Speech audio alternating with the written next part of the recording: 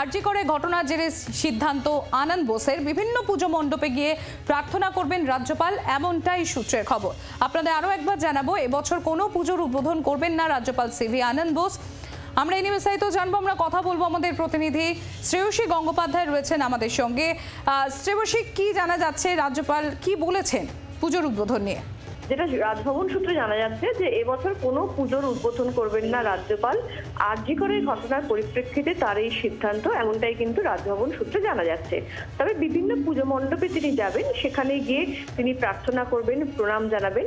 কিন্তু প্রথা মেনে বিভিন্ন সময় দেখা যায় যে রাজ্যপাল তিনি বিভিন্ন ক্ষেত্রে বিভিন্ন পুজো মণ্ডপে যান, তিনি সেখানে পুজোর মণ্ডপে উদ্বোধন করেন।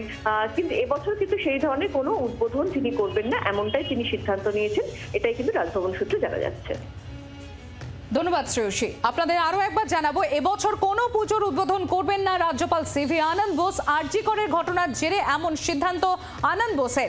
বিভিন্ন পুজো মণ্ডপে গিয়ে প্রার্থনা করবেন রাজ্যপাল, এমনটাই সূত্রের খবর।